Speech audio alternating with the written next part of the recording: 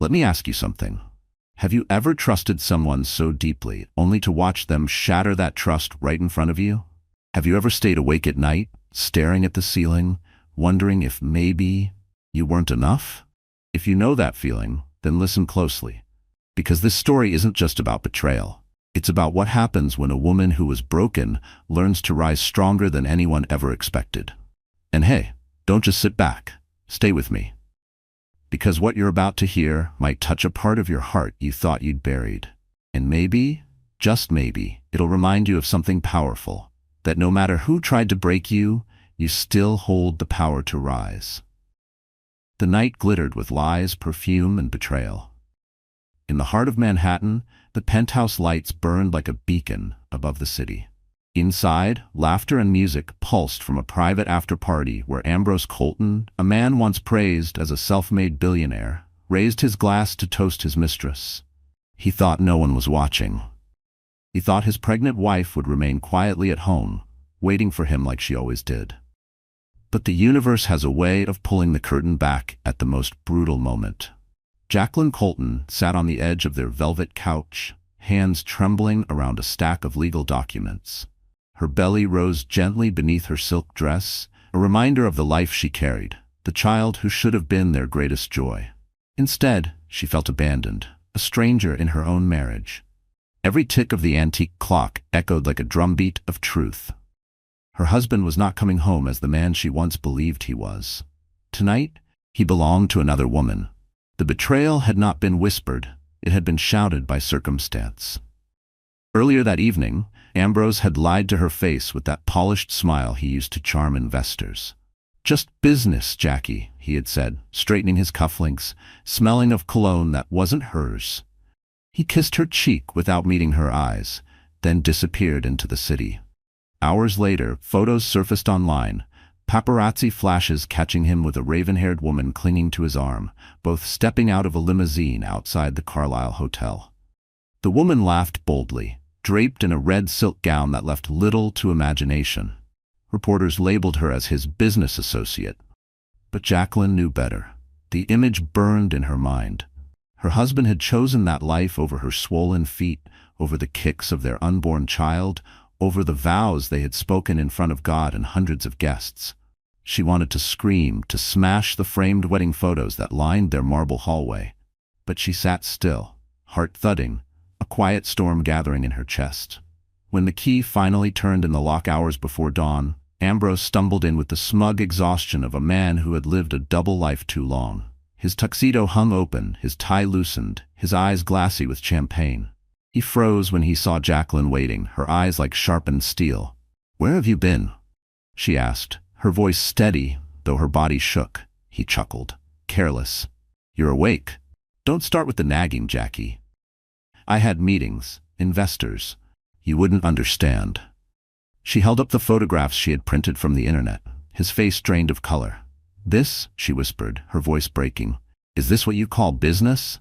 Ambrose's jaw tightened. For a moment, guilt flickered across his features, then arrogance smothered it. "So what if it is? Do you think you're enough?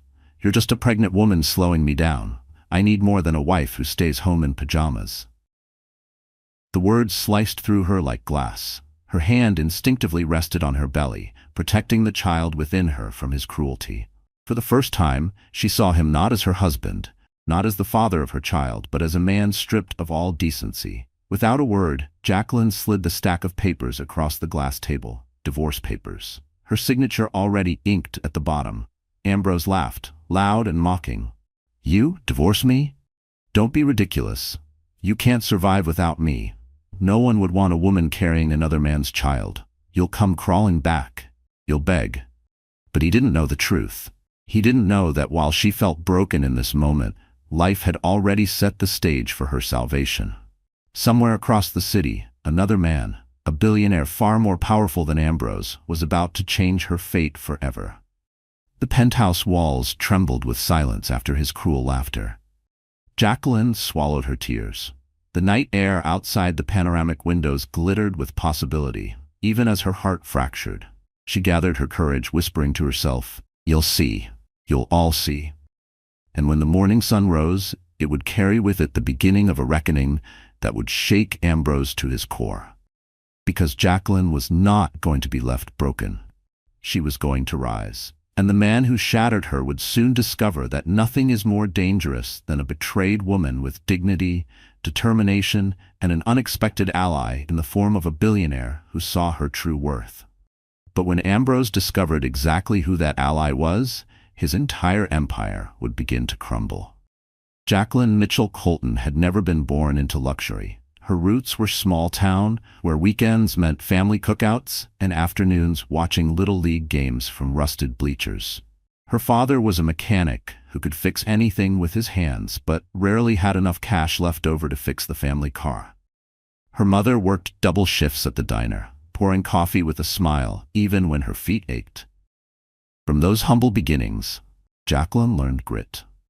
She learned how to stretch every dollar, how to fight for every dream, and how to never give up, no matter how steep the climb. She carried that fire with her when she earned a scholarship to Columbia University in New York. It was her escape, her shot at building something beyond her parents' sacrifices. She studied literature, worked part-time in the campus library, and lived on instant noodles while other students breezed through life on their parents' credit cards. Even then, she had a quiet elegance. The kind of beauty that didn't scream for attention but lingered in people's minds. Her long chestnut hair, soft brown eyes, and calm demeanor drew people in. Professors admired her work ethic. Classmates trusted her wisdom. She was the girl everyone underestimated until she proved them wrong. It was during her junior year at a charity gala where she was volunteering that she first met Ambrose Colton. Back then, he wasn't the polished billionaire plastered across business magazines. He was ambitious, sharp-eyed, and hungry for success. He had just landed his first big real estate deal, and people whispered his name with cautious respect. Jacqueline hadn't known who he was. She only noticed the way he carried himself, the way he laughed a little too loud, the way his gaze lingered on her when she passed by with a tray of champagne flutes. "Are you working this event?" he had asked, his voice smooth with curiosity. "Yes," she answered simply, balancing the tray on her arm. "Scholarship committee." Something about her answer intrigued him. Maybe it was that she wasn't there to impress, but to serve. Maybe it was that she looked at him without awe, as if he were just another man instead of a rising star. Whatever it was, Ambrose pursued her with determination. Flowers delivered to her dorm, surprise visits to the library, lavish dates that swept her out of the world she knew and into his universe of glittering lights and endless possibilities. At first, Jacqueline resisted. She wasn't sure if she belonged in his world or if he truly belonged in hers. But Ambrose had a way of making promises sound like destiny. "I'll give you the life you deserve," he whispered one night as they walked along the Hudson, the city lights shimmering across the water. "You'll never have to struggle again." For a girl who had grown up clipping coupons and worrying about rent, the promise was intoxicating. She believed him. She believed in him. They married in a lavish ceremony at the Plaza Hotel. The photos splashed across society pages showed her in a lace gown, radiant, holding his hand as if nothing could ever break them apart. To the world, she was lucky, married to one of the city's most promising young billionaires. To Jacqueline, it was more than luck. It was love. Or so she thought. For a while, life was beautiful. Their penthouse apartment had sweeping views of Manhattan. They traveled to Paris, dined in Michelin-star restaurants, rubbed shoulders with CEOs and celebrities. Ambrose made her feel chosen, special, as if she had stepped into a fairy tale. But fairy tales rarely last. Slowly, the cracks began to show. He grew restless, spending more nights at the office or with investors. She began to notice the faint smell of perfume that wasn't hers clinging to his suits, the lipstick smudges that didn't match her shade, the late-night text messages he guarded like state secrets. Still, Jacqueline endured. She told herself it was just the stress of his business, that every marriage had storms. And when she found out she was pregnant, she believed it would change everything. She imagined Ambrose holding their child, imagined the three of them as a family, bound together in ways betrayal could never undo. But reality was harsher. Ambrose's attention drifted further, not closer. He sneered at her cravings, rolled his eyes when she complained of fatigue, and spent money freely on parties while scolding her for buying prenatal vitamins. The man she once adored seemed to vanish before her eyes, replaced by someone cruel, careless, and distant. Jacqueline tried to remind herself of the girl she once was, the girl who had fought her way out of a small town, who had earned her place in New York on her own merit. But pregnancy made her vulnerable. Hormones, exhaustion, and the crushing loneliness of their cold penthouse made her doubt her own worth. She wondered if maybe she was too plain, too ordinary for a man like Ambrose. And then came that night. The night of his mistress. The night her illusions shattered completely. Still, beneath the heartbreak, a flicker of strength remained. She was her parents' daughter, after all. She knew what it meant to fight. She knew she couldn't let her child be raised in a home poisoned by deceit, and somewhere deep inside, she knew she was not as alone as she felt. For fate had already placed someone powerful, someone unexpected, on her path. A man whose shadow loomed larger than Ambrose's ego ever could. A man who would soon step into her life and change everything. She just didn't know yet that her salvation was already watching. The Colton penthouse towered above Manhattan like a glass cathedral to excess. Perched on the 50th floor, it offered a sweeping view of the city that never slept. From its floor-to-ceiling windows, the skyline glittered in shades of gold and silver, 1,000 dreams suspended in steel. To the world outside, it was a symbol of success. Inside, it was a gilded cage. Jacqueline remembered the first time she stepped into the penthouse. She had been stunned by the polished marble floors, the imported Italian chandeliers, and the massive oil paintings that lined the walls. Every corner seemed designed to remind visitors that Ambrose Colton had arrived, that he was no longer the hungry young entrepreneur clawing his way up the ladder, but a man who now owned a piece of the city. For Jacqueline, though, the penthouse had always felt more like a museum than a home. It was too immaculate, too perfect, too cold. The kitchen was filled with the latest appliances, gleaming in stainless steel, but Jacqueline rarely cooked anymore. Ambrose preferred catering, lavish trays delivered by professionals, then discarded without a word of thanks. Their bedroom, with its oversized bed and silk sheets, was as vast as an empty ballroom. The walk-in closet displayed rows of designer gowns Ambrose insisted she wear to his galas, yet most nights she curled up in simple cotton dresses that reminded her of comfort, of home. But if the penthouse was cold, the gala halls of Manhattan's elite were even colder. Ambrose thrived there. Crystal chandeliers, champagne towers, velvet carpets, these were his playgrounds. Jacqueline often stood at his side during these events, her hand resting on her swollen belly, trying to smile as the city's most powerful men and women whispered about the next big deal. She had mastered the art of polite nods and soft laughs, all while feeling like an outsider in her own life. One gala in particular remained burned into her memory. The Metropolitan Museum Charity Ball, an event so exclusive that even celebrities had to beg for invitations. That night, the grand hall shimmered with diamonds and ambition.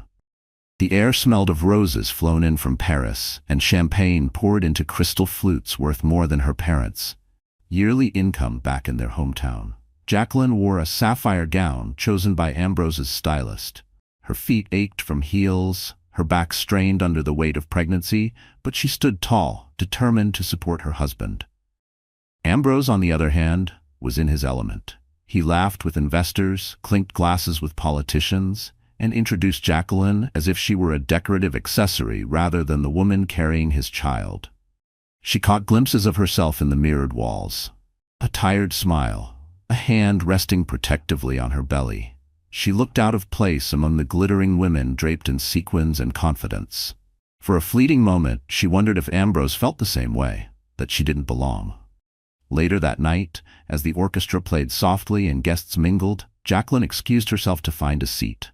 That's when she noticed him. Not Ambrose, someone else.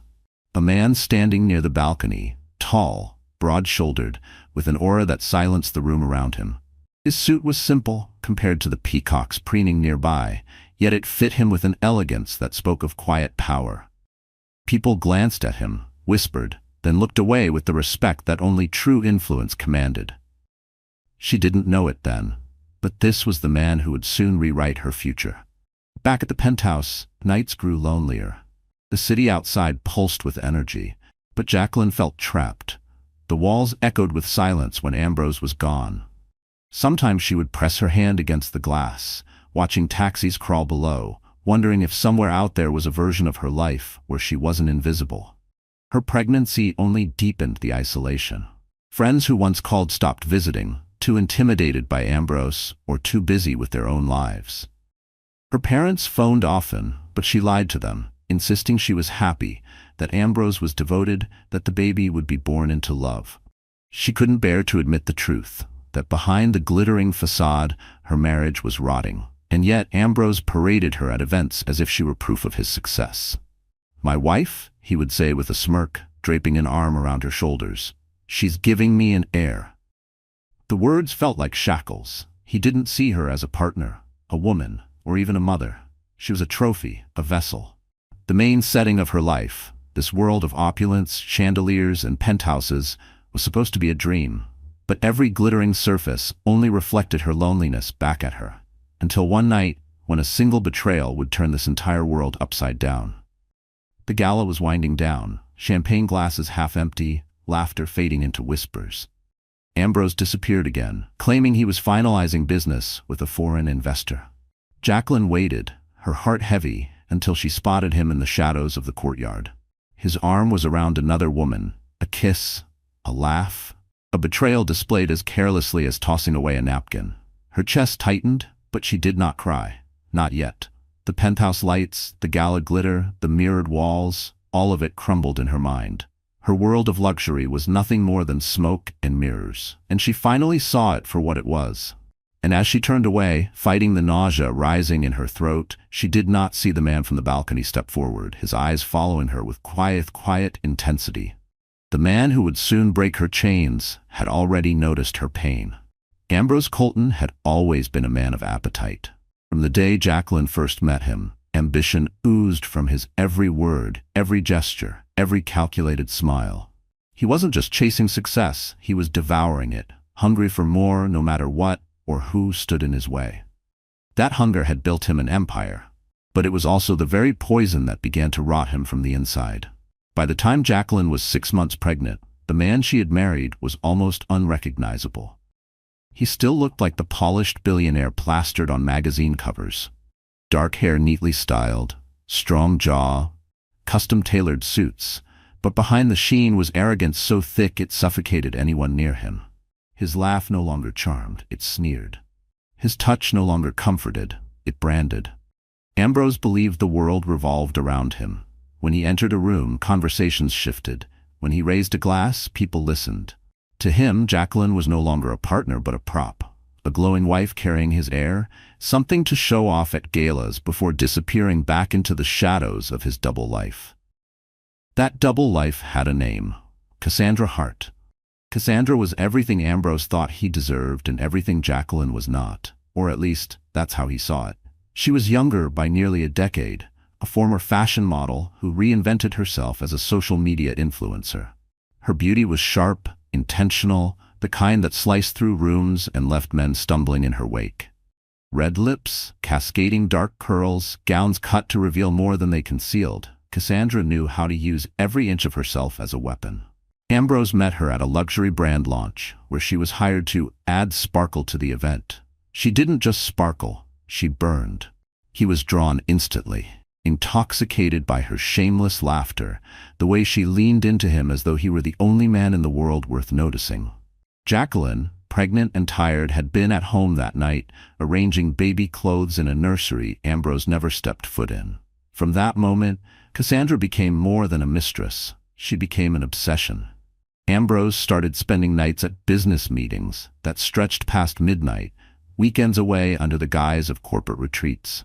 In reality, he was living a second life, indulging Cassandra with designer gifts, luxury trips, and promises whispered in hotel suites. But what made Cassandra dangerous wasn't just her beauty, it was her ambition. She wasn't content to be a hidden secret. She wanted status, headlines, and the kind of power that came with being attached to a billionaire like Ambrose. She flaunted their affair in subtle ways, An Instagram post from a Paris balcony Jacqueline had once stood on, a necklace that Jacqueline recognized as one Ambrose had purchased last Christmas, a shadow of Ambrose's reflection caught in the corner of a photo she claimed was just a friend. And Ambrose didn't stop her. He relished it. He wanted the world to see him not as a loyal husband, but as a man untouchable, powerful enough to flaunt his betrayal without consequence. The cruelty wasn't in whispers, it was in actions. One evening, at a gala Jacqueline reluctantly attended, she watched Ambrose cross the room with Cassandra on his arm. Not hidden, not discreet, bold, as though daring the world to judge him. Gasps rippled through the crowd. Whispers hissed from corner to corner, but Ambrose only tightened his grip on Cassandra's waist and smiled like a conqueror. Jacqueline's chest burned. She clutched her clutch tighter, her eyes darting to the ground as humiliation washed over her. Every camera flash felt like a dagger, every sideways glance like salt in an open wound. And still, Ambrose basked in it. He had become the villain of his own story, too blind to see it. He mistook arrogance for strength, cruelty for power. He thought Jacqueline would always remain silent, too weak to fight back.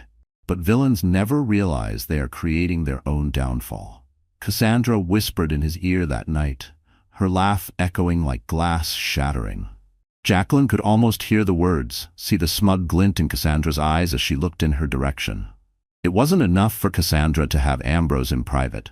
She wanted Jacqueline to feel the sting of public defeat. Ambrose leaned in, his lips brushing Cassandra's ear, ignoring his wife across the room. Cameras snapped, champagne flowed, and Jacqueline felt her entire world cave in. But deep inside her, something shifted.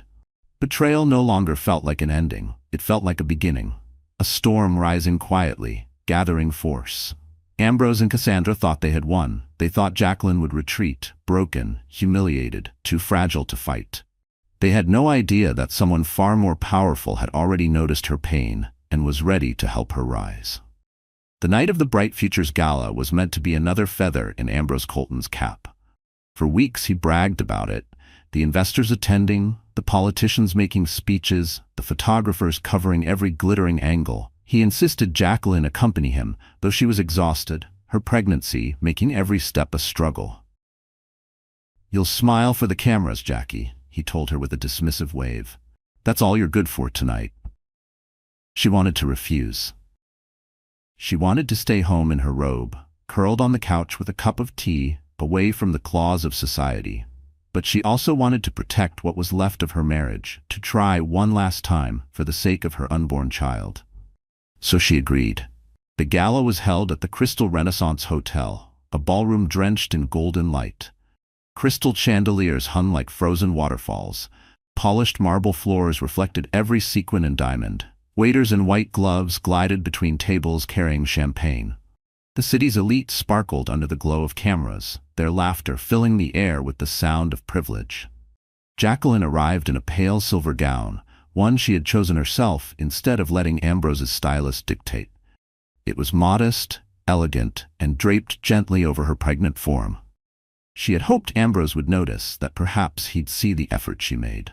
Instead, when he came to fetch her from their limo, he only glanced at her and muttered, "Try not to embarrass me tonight." Inside, Ambrose slipped into his element immediately. He was magnetic, greeting investors with firm handshakes, slapping backs, telling jokes that made entire tables roar. Jacqueline trailed behind him, her hand brushing her stomach, her smile weak but practiced. She nodded at acquaintances, endured the polite questions, ignored the pitying stares. She had been to enough of these events to know when whispers were about her. And then she saw her. Cassandra, the mistress, dressed in a gown of fire-red silk, cut so low the room itself seemed to blush. Her laughter rang out across the hall as she clung to Ambrose's arm the moment Jacqueline excused herself to sit down. At first, Jacqueline thought her eyes were deceiving her. Surely Ambrose wouldn't dare. Surely not tonight, not here. But then the cameras turned. Flashes erupted. Cassandra leaned into Ambrose, her lips brushing his ear as though whispering secrets. His hand rested openly on her waist, his smile wide, unashamed. The room hushed. Conversations faltered. Guests exchanged looks, some scandalized, others entertained. The betrayal was no longer whispered. It was on full display beneath the chandeliers. Jacqueline froze. The champagne flute in her hand trembled, drops spilling onto her gown. Every instinct screamed at her to run, but her feet rooted to the marble floor. Her ears rang with laughter, Cassandra's shrill, Ambrose's booming, and then with whispers. "Isn't that his wife over there? She's pregnant, poor thing." Shameless, absolutely shameless. Heat rose in Jacqueline's cheeks. Her chest tightened until she thought she couldn't breathe. She turned, desperate to escape, but it was too late. Cassandra saw her. With a deliberate smirk, Cassandra tugged Ambrose closer, tilting her head toward Jacqueline as if pointing out prey. Ambrose followed her gaze. His eyes locked on Jacqueline, and instead of shame, there was mockery. He shrugged, as though to say, "What did you expect?" Then he bent and kissed Cassandra's cheek for the cameras. The flashes exploded like lightning. The humiliation was immortalized. Jacqueline's vision blurred. Her hand clutched her belly, not just for balance, but for protection. She felt the baby kick inside her as if sensing her pain. She whispered silently, "I'm sorry. I'm so sorry." The room spun. She stumbled toward the exit, but not before she heard Cassandra's final dagger. "She looks like a tired nanny," Cassandra said loudly enough for half the room to hear. Laughter followed like thunder. The humiliation was complete. Outside, the night air was cold, sharp against her flushed skin. She pressed her back against the stone wall of the hotel, fighting tears. Her world had shattered in front of hundreds, and tomorrow it would be in the gossip columns with her humiliation smeared across headlines. But as she gasped for breath, clutching her stomach, something unexpected happened. A deep voice cut through the noise of her panic. "You don't deserve this." She looked up. The man from the balcony, the one whose presence had silenced rooms before, stood before her. His eyes, gray and piercing, softened when they met hers. His tall frame blocked the wind, his expression unreadable yet steady, like a fortress. Jacqueline's lips parted, but no words came. He extended a handkerchief, crisp white against the night. She hesitated, then took it, her fingers trembling. "I've been watching long enough," he said quietly, almost to himself. "It ends tonight." Jacqueline didn't know it yet, but this man was about to change everything, and Ambrose Colton had just made an enemy far more dangerous than he ever imagined. The night of the gala ended in silence. Not the gentle kind that soothes, but the kind that weighs heavy, pressing down until it suffocates.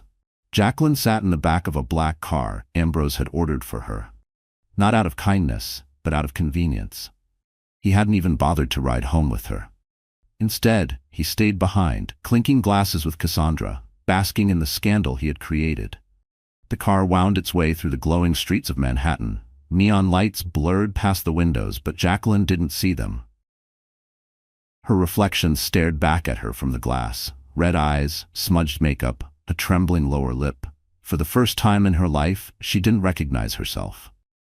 When she finally arrived at the penthouse, the doorman greeted her with pity in his eyes. She tried to ignore it, clutching her belly as she climbed into the elevator. The doors closed, trapping her in mirrored walls. She saw herself multiplied, broken, humiliated, small. Inside the penthouse, silence greeted her again. She lowered herself onto the couch, silk gown wrinkling beneath her, and let the tears come. She cried until her chest hurt, until her breath came in ragged gasps. She pressed her palms to her face, ashamed of her own weakness, terrified of the future. Her phone buzzed on the coffee table. Dozens of notifications lit the screen, headlines already spinning from the gala. Billionaire Ambrose Colton spotted with stunning companion. Wife left alone in the shadows. Paparazzi photos showed her pale and shaken in the background, while Ambrose and Cassandra smiled for the cameras. The humiliation was no longer confined to the ballroom. It was spreading across the internet, across the city, across the world. Her hand shook as she turned the phone face down. She couldn't bear to see more. She thought about calling her parents, but what could she say? That their daughter, who once dreamed of building a family full of love, had become the punchline of Manhattan's cruelest joke? She thought about calling her best friend from college, but distance had grown between them. What could words do now? The baby kicked again, a sharp reminder that she wasn't truly alone. Tears blurred her vision as she whispered, "I promise I'll protect you. I don't know how yet, but I will." Hours passed. The clock ticked past midnight, then 2, then 4. Jacqueline dozed in and out of restless sleep on the couch. When the door finally clicked open, she jolted awake. Ambrose stumbled in, his tuxedo wrinkled, his tie gone, the scent of perfume clinging to his skin. He smirked when he saw her, as though amused she was still awake. "You embarrassed yourself tonight," he slurred. Jacqueline's jaw dropped. "I embarrassed myself? You flaunted her in front of everyone. You humiliated me." Ambrose rolled his eyes, heading toward the bar to pour himself a drink. "Don't be dramatic. Everyone knew already. At least now it's out in the open. Besides," he turned, glass in hand, his smirk cruel, "you should be grateful. People only talk about me because of her. You wouldn't understand." Her voice shook with rage. "I'm carrying your child, Ambrose. Doesn't that mean anything to you?" For a brief second, something flickered in his eyes. Guilt, fear, she couldn't tell. Then it vanished. He shrugged, taking a sip. "Children don't matter until they can carry my name in boardrooms. Until then, they're just noise." The words sliced through her. She clutched her belly protectively, her tears returning. He had not only betrayed her, he had dismissed their unborn child as nothing more than an inconvenience. That night, Jacqueline broke. She curled on the couch, sobbing until her body trembled, until exhaustion forced her into a restless sleep. For the next several days, she moved like a ghost through the penthouse. She avoided the news, avoided the mirror, avoided Ambrose whenever possible. Meals went untouched. Her gowns hung limply in the closet, untouched symbols of a life she no longer wanted. She thought about divorce. The papers were already drawn up, sitting in her drawer. But the thought of raising a child alone terrified her. How could she provide? Where would she go? Ambrose's voice haunted her. No one would want a woman carrying another man's child. Yet in her darkest hours, one memory kept resurfacing. The man from the balcony, the one who had offered her a handkerchief outside the gala. His words echoed in her mind. "You don't deserve this. I've been watching long enough. It ends tonight." Who was he? Why had his voice felt like a lifeline when everything else was collapsing? Jacqueline shook her head, scolding herself for clinging to the kindness of a stranger. And yet, a flicker of hope sparked in her chest every time she remembered his eyes. Steady, gray, full of something she hadn't felt in years. Respect. Still, the days dragged on in despair. Ambrose flaunted Cassandra openly now, no longer bothering with lies. Gossip columns printed their photos daily, while Jacqueline became a ghost, erased from her own marriage. One evening, as she sat in the nursery surrounded by half-assembled furniture and unopened boxes of baby clothes, she broke down completely. She buried her face in a tiny blanket, sobbing into the fabric as she whispered apologies to her unborn child. "I'm failing you," she cried. "I don't know how to save us." Her phone buzzed again. Another notification. She almost ignored it, but something compelled her to check. This time, it wasn't a headline or a cruel message. It was a text from an unknown number. "Mrs. Colton, you don't have to fight this alone. Meet me tomorrow at noon. The cafe across from Central Park. Trust me." Her heart raced. She didn't recognize the number, but she knew in her gut who it belonged to. The man from the balcony had just reached out, and her life was about to change forever. The cafe across from Central Park wasn't flashy. In fact, it was the kind of place Jacqueline used to love before her life was buried in chandeliers and champagne galas. The scent of fresh pastries drifted from the open door, mingling with the crisp bite of late morning air. Parents pushed strollers past the park gates, joggers zipped by in bright colors, and sunlight spilled over the city like a promise of something new. Jacqueline sat by the window, fingers tight around a mug of chamomile tea she hadn't touched. She kept glancing at the door, her heart racing. Her body was still fragile from sleepless nights, but today her spirit was restless. She didn't know why she'd come. A part of her feared it was foolish, that maybe she was walking into a trap, some cruel joke set up by Cassandra or even Ambrose himself. But then the door opened, and he walked in. The man from the balcony, the man from the gala. Tall, broad-shouldered, his presence commanded the room without demanding it. He wore a navy suit, crisp but understated, his tie loose as if he'd walked straight out of a boardroom, but didn't care to impress anyone here. Conversations hushed as people noticed him, though most pretended not to stare. Jacqueline's breath caught when his eyes found hers instantly, as though he'd been searching for no one else. He walked over and stopped at her table. "Jacqueline," His voice was deep, smooth, but firm enough to steady her shaking hands. She blinked. You know my name. Of course I do. He pulled out the chair across from her, lowering himself with a quiet grace. I've known who you were long before that night. Her stomach tightened. Why are you helping me? He studied her for a moment, as though weighing how much truth she could handle. Finally, he leaned forward, his gaze unwavering. Because I can't watch a good woman be destroyed by a man who doesn't deserve her. Jacqueline's eyes blurred with tears, but she blinked them away. Who are you? He extended his hand across the table, steady and certain. Ethan Blackwell. The name hit her like a wave. Ethan Blackwell, the reclusive billionaire CEO. His name alone carried weight in every financial circle. He was rumored to control an empire of tech companies, global investments, even philanthropic foundations so vast they rivaled governments. She remembered whispers at galas about his fortune, his power, his mystery. Some said he was ruthless in business, others said he was a ghost, appearing only when it suited him. But here he was, in front of her, offering not rumors but truth. I don't understand, Jacqueline whispered. Why me? Ethan's gaze softened. Because I saw you long before your husband humiliated you. I saw your strength, and I know what it feels like to be underestimated, to be betrayed by people who should have protected you. Jacqueline's lips trembled. She wanted to believe him, but trust felt foreign now, fragile as glass. What do you want from me? Nothing, Ethan said simply. I'm offering you a choice. You can keep suffering in silence, or you can fight back. And if you choose to fight, you won't be alone. Her pulse thundered in her ears. Fight back? Against Ambrose? Against everything he's built on lies, Ethan corrected. He's not invincible. Men like him think they are, but I've seen bigger empires crumble. All it takes is the right truth in the right hands. Jacqueline stared at him, stunned. Why would you do this for me? For the first time, Ethan's jaw tightened, a shadow flickering in his expression. Because men like Ambrose think women are possessions. They use them, discard them, replace them. I've seen it too many times, and I refuse to watch it happen again. His words struck something deep inside her. For days she had drowned in humiliation, powerless and alone. But now, sitting across from Ethan Blackwell, she felt something spark, a fragile but undeniable flicker of hope.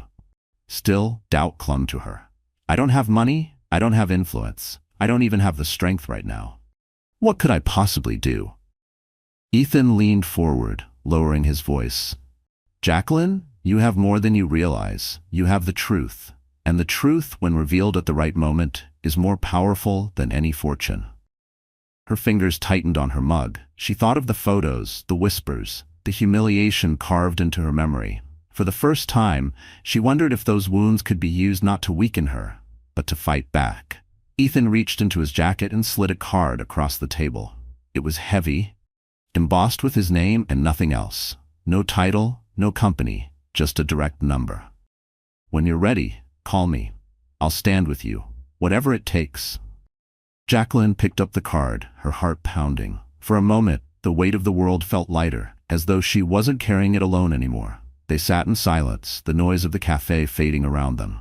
Jacqueline finally whispered, "What if Ambrose finds out?"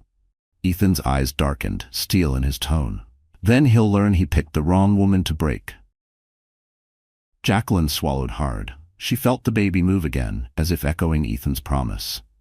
For the first time in weeks, she allowed herself to imagine a future not defined by humiliation, but by strength. As Ethan stood to leave, he placed a steady hand on her shoulder. You don't have to decide now. But remember this. When you're ready, you won't be fighting alone. He turned and walked out of the cafe, his tall frame cutting through the morning sunlight. Jacqueline sat frozen, the card clutched in her hand, her heart racing with a strange mixture of fear and hope. And in that moment she realized Ambrose wasn't her only problem anymore. Because now Ethan Blackwell was involved, and nothing would ever be the same again. Jacqueline stared at Ethan Blackwell's card for days. It lay on her nightstand, simple and weighty, a reminder that she had a choice. Every morning she woke to Ambrose's absence and Cassandra's name in the headlines. Every night she cried herself to sleep in the cold cavern of the penthouse. But the card glimmered in the dim light like a lifeline. Finally, one morning, she dialed the number. Ethan answered on the first ring, his voice calm, certain. I was waiting for this call. From that moment, everything began to change. Ethan arranged discreet meetings away from the paparazzi's eyes. He introduced Jacqueline to a small circle of trusted advisors, lawyers, image consultants, even a private investigator. For the first time in months, she wasn't alone in her fight. These people didn't look at her with pity. They looked at her with respect. The private investigator slid a file across the table. Inside were photos, receipts, emails, proof of Ambrose's double life. Not just his affair with Cassandra, but shady business deals, offshore accounts, and financial fraud hidden beneath layers of deception. Jacqueline's hands trembled as she flipped through the pages. "Why are you showing me this?" she whispered. "Because knowledge is power," Ethan said. "And soon, Ambrose will regret underestimating you." At first, the thought of revenge frightened her. She had spent so long believing she was weak, believing Ambrose's words that she couldn't survive without him. But as she studied the evidence, something shifted inside her. This wasn't just about survival anymore. It was about reclaiming her dignity, her child's future, her very identity. Ethan's team helped her prepare. A stylist transformed her wardrobe, not into the flashy gowns Ambrose demanded, but into sleek, powerful outfits that made her feel strong. Tailored suits, elegant dresses in bold colors, shoes that clicked confidently against marble floors. The first time she looked in the mirror, she barely recognized herself. No longer a ghost of a humiliated wife, she was a woman reborn. Her posture changed, her walk changed, even her voice grew steadier. At a private dinner, Ethan leaned across the table, studying her with quiet approval. "You look like a woman ready to take back her life." Jacqueline smiled faintly. "For the first time, I believe I am." But the transformation wasn't only on the outside. Ethan encouraged her to find her inner strength again. He asked about her childhood, her parents, the girl who once dreamed beyond small-town limits. He reminded her that she had built herself before Ambrose, and she could build herself again. "You were never just his wife," Ethan said. "You are Jacqueline Mitchell Colton. And soon, the world will remember your name, not as his shadow, but as your own light." Day by day, she grew stronger. She practiced speeches with a communications coach, learning how to command a room without trembling. She worked with lawyers to understand her rights, her options. She began to plan not only for divorce, but for a future where she could stand tall, providing for her child without Ambrose's poison. And through it all, Ethan was there. Not hovering, not controlling, but steady. A presence she could lean on when fear threatened to return. Sometimes, when she doubted herself, she would catch him watching her with that same gray-eyed intensity from the gala, and she felt her courage renew. One evening, after a long day of preparation, Jacqueline stood on the penthouse balcony overlooking the city. The skyline glittered, but for once it didn't mock her. It felt like an open stage, waiting for her to step into her new role. She whispered to the child in her belly, "We're not victims anymore. We're survivors. We're fighters." The next morning, she made her first public move. Instead of hiding from the tabloids, she walked straight into their cameras. Dressed in a fitted black dress and pearl earrings, she arrived at a charity luncheon Ambrose had arrogantly assumed she'd skip. Heads turned as she entered. Whispers rippled across the room, not of pity this time, but of awe. Jacqueline smiled, graceful yet firm, answering reporters with poise. When asked about Ambrose, she didn't crumble. Instead, she simply said, "I believe every woman deserves respect. I won't accept less, for myself or for my child." The headlines the next day were different. Jacqueline Colton breaks her silence. From humiliation to strength, a wife's powerful stand. Ambrose saw them, of course. And when he stormed into the penthouse that evening, his face twisted with fury. Jacqueline didn't flinch. "What do you think you're doing?" he roared. Jacqueline met his glare with calm eyes. "Taking back my life." He laughed bitterly. "You think anyone cares what you have to say? You're nothing without me. You'll always be nothing." But even as he spat the words, Jacqueline saw something in his expression she had never seen before. Fear. Because Ambrose could sense it, his control was slipping. Later that night, as Jacqueline sat in the nursery, her phone buzzed again. A message from Ethan. "You did well today. He's rattled. The time is coming." Jacqueline exhaled, her hand on her belly. She had walked into the fire and survived. For the first time, she believed she could win. But what she didn't know was that Ambrose, cornered and desperate, was already plotting his next move, and this time, he wasn't planning to play fair. The night of the Empire Trust Gala arrived with a kind of tension Jacqueline had never felt before. This was not another painful evening of humiliation. Tonight, she would no longer be Ambrose Colton's silent, obedient shadow. Tonight, she would stand in the light, strong, unshaken, undeniable.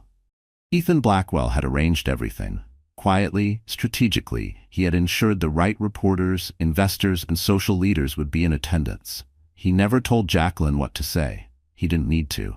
She had found her own voice now. But he made sure when she spoke, the world would listen.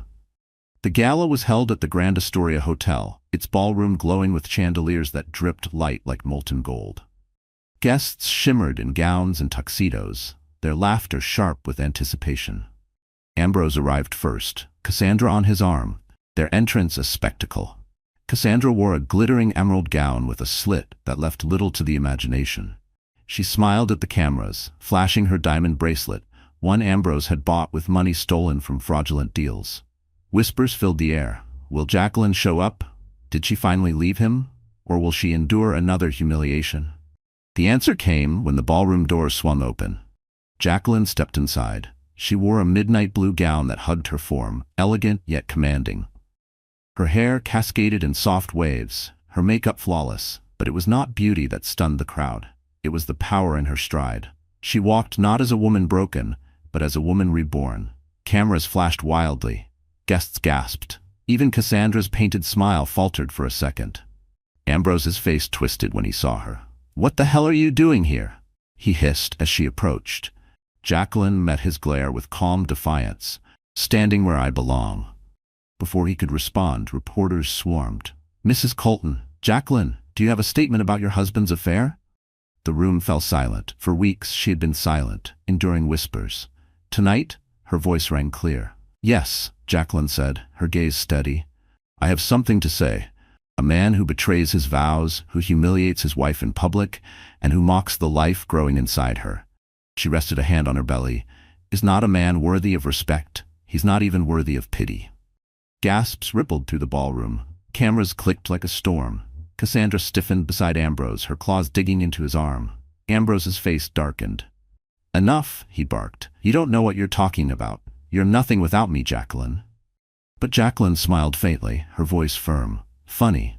That's what you keep saying. And yet here I stand, stronger without you than I ever was with you."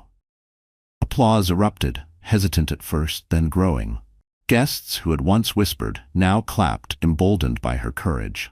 Cassandra hissed into Ambrose's ear. "Do something." Ambrose, desperate, pulled a document from his pocket. "She wants to act brave, but here's the truth. She's still my wife. And this," he waved the paper, "is a contract she signed. She has nothing. No money, no rights. She can't survive without me." The crowd leaned in, scandal-hungry. But before humiliation could wash over Jacqueline again, another voice cut through the tension. "Actually, she can." Every head turned. Ethan Blackwell stepped forward from the shadows of the ballroom, his presence silencing the crowd. His gray eyes locked on Ambrose, his jaw set like steel. "Because she's not standing alone anymore." Whispers surged. "Ethan Blackwell? Here?" Ethan walked to Jacqueline's side, his hand steady on her shoulder, his voice carrying the weight of authority. "Mr. Colton, your lies end tonight." He nodded to his aide, who handed a folder to the nearest reporter. Inside, documents, photos, bank records, the very evidence of Ambrose's fraud, his offshore accounts, his embezzlement. "This," Ethan said calmly, "is what happens when a man builds his empire on lies. The SEC will receive copies by morning. So will the board of directors who once trusted you." Chaos erupted. Cameras exploded with flashes, reporters shouted questions, guests gasped as the scandal unfolded in real time. Ambrose's face drained of color. "You?" He turned to Jacqueline, spitting venom. "You planned this? With him?" Jacqueline's voice was steady as she met his gaze. "No, Ambrose. You planned this the day you betrayed me. All I did was stop hiding from the truth." Cassandra shrieked, pulling her hand from Ambrose's arm. "You said this would never come out. You promised me." Ambrose shoved her away in desperation. "Shut up, Cassandra." The cameras caught it all. The betrayal, the collapse, the villain crumbling. Jacqueline stood tall, every inch the woman Ambrose thought he had destroyed. She placed her hand on her belly and said firmly, "I may be carrying your child, Ambrose, but I will not carry your shame." Applause thundered through the ballroom. Investors turned their backs on Ambrose. Reporters swarmed Ethan and Jacqueline. Cassandra stormed out in tears. Ambrose stood alone, sweating under the lights that once adored him. And then Ethan leaned closer to him, his voice low enough for only Ambrose to hear. "You tried to break her, but all you did was make her unstoppable." Ambrose's eyes burned with hatred, but fear shadowed his face, and as the crowd celebrated Jacqueline's triumph, no one realized that Ambrose, cornered and desperate, was already planning one last ruthless move, a move that could put everything, even Jacqueline's unborn child, in danger. The fallout from the Empire Trust Gala spread like wildfire. By dawn, Ambrose Colton's name was no longer associated with prestige and power. It was plastered across every news channel, every headline, dripping with scandal. Fraud, betrayal, collapse. His empire, built on arrogance and deceit, was crumbling faster than anyone imagined. The Securities and Exchange Commission launched a formal investigation. Investors pulled their money. Business partners fled. Cassandra, once draped on his arm like a crown jewel, vanished from his side, leaving him to face the storm alone. By the end of the week, Ambrose Colton was no longer the king of Wall Street. He was a disgraced man, teetering on the edge of ruin. But Jacqueline's journey was only beginning. In the days following the gala, she moved out of the penthouse. No longer a prisoner of marble walls and cold chandeliers, she found herself in a quiet brownstone. Ethan helped her secure, tucked away on a peaceful street overlooking the park. The rooms were smaller, the furniture simpler, but the air was filled with warmth. Her warmth. For the first time in months, she slept without tears. Ethan didn't hover, but he was there, steady as ever. He walked with her to doctor's appointments, sat with her through legal consultations, and made sure the world knew she was no longer a woman to pity, but a woman to respect. Under his guidance, her divorce proceedings gained momentum. Ambrose's lawyers tried to fight, but the evidence of fraud weakened his every move. "You're going to win this," Ethan told her one evening as they sat on her balcony, watching the sunset bleed across the skyline. Jacqueline looked at him, her hand resting on her belly. "For the first time, I believe you." The final blow to Ambrose came in court. The judge, stern and unyielding, read the evidence aloud. Fraud, embezzlement, infidelity. Ambrose's voice, once commanding, cracked as he tried to defend himself. But the gavel fell heavy, and the verdict was clear. He lost not only his fortune but his reputation, his influence, and most importantly, custody rights. Jacqueline emerged from the courthouse flanked by reporters, her blue dress fluttering in the wind, her chin lifted high. She didn't gloat. She didn't need to. Justice had spoken. Ambrose watched her from the courthouse steps, his once proud frame hunched and hollow. His eyes met hers, desperate, pleading. But Jacqueline only shook her head softly. "This is the life you chose, Ambrose, not me." Then she turned away, walking into the future he had tried to deny her. In the weeks that followed, Jacqueline's life transformed completely. The baby's nursery was finally complete, painted in soft hues, filled with love rather than emptiness. She spent mornings reading near the window, afternoons preparing for motherhood, and evenings walking through the park, her heart lighter than it had been in years. And Ethan was there through it all. He never pushed, never demanded. He simply showed up, whether it was to bring her warm meals, to listen when her fears crept back, or to stand silently beside her so she knew she was not alone. One night, as they walked by the park where they first met, Jacqueline stopped, her hand on her stomach. "Ethan," she said softly, "why did you help me? Really?" He looked at her, his gray eyes steady. "Because I saw a woman who deserved the world but was trapped in a cage, and I had the power to open the door." Jacqueline's eyes filled with tears, not of sadness but of gratitude. "You didn't just open the door, you reminded me how to walk through it." Weeks later, in a quiet hospital room filled with soft light, Jacqueline held her newborn child in her arms. The baby's tiny fingers curled around hers, a fragile but unbreakable bond. Tears streamed down her cheeks as she whispered, "We're free now. You'll never know the pain I lived through, only the love I carry for you." Ethan stood in the doorway, watching silently, his expression tender. When Jacqueline looked up, their eyes met, and no words were needed. He wasn't replacing anyone, he wasn't rescuing her. He was standing beside her, offering something she had thought was gone forever: partnership, respect, hope. The months that followed painted a new life for Jacqueline. She launched a foundation for women facing betrayal and humiliation, offering resources, legal aid, and support. Her story, once a scandal, became a source of strength for countless others. Headlines shifted, from betrayed wife to empowered leader. She stood at a podium one evening, addressing a crowd of women who had been silenced by fear, humiliation, or abuse. Her voice was steady, her presence commanding. "We are not weak, we are not broken. We are not defined by the men who tried to destroy us. We are defined by the way we rise again." The crowd erupted in applause, tears glistening in the eyes of women who finally felt seen. Ethan watched from the front row, pride in his gaze. And Ambrose? He was a ghost now. Stripped of power, abandoned by Cassandra, shunned by the world he once ruled. His name, once feared, was now a warning whispered in boardrooms: "Don't become another Ambrose Colton." Jacqueline, meanwhile, had become everything he said she never could. On a quiet evening, as she rocked her child to sleep, she whispered, "We made it. We're safe. We're loved." Her heart swelled with peace, her spirit steady. She had walked through fire and emerged not only unscathed, but stronger. And as she kissed her baby's forehead, Jacqueline knew this truth: no betrayal, no humiliation, no man could ever steal her worth again. Because she was no longer Ambrose Colton's wife.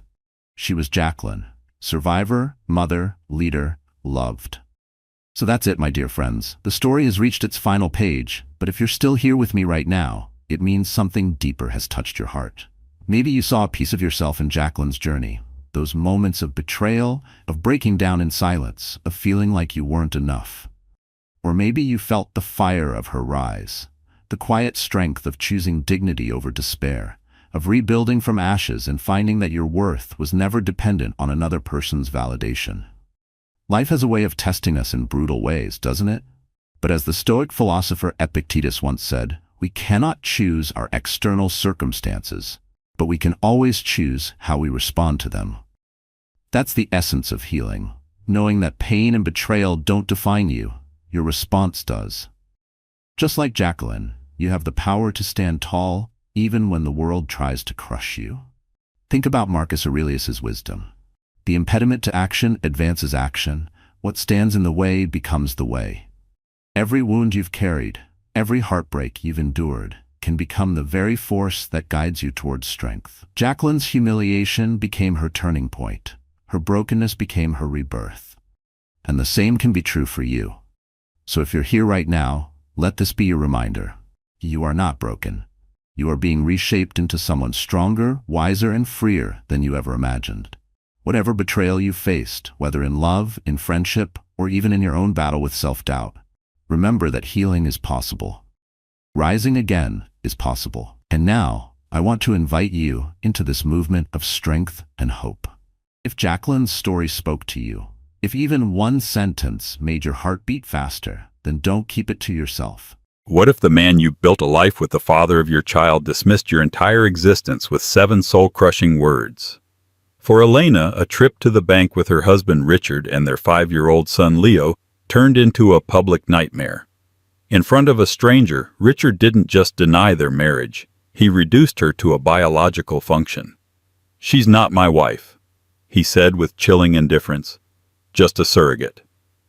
That single sentence ignited a firestorm, a battle for her identity, her dignity, and her son. This is the story of how a mother's love, pushed to the brink, proved that she was anything but just a surrogate. It's the story of how that night the man who denied her lost everything. The air in the downtown branch of Sterling National Bank was cool and sterile, smelling faintly of industrial carpet cleaner and old money.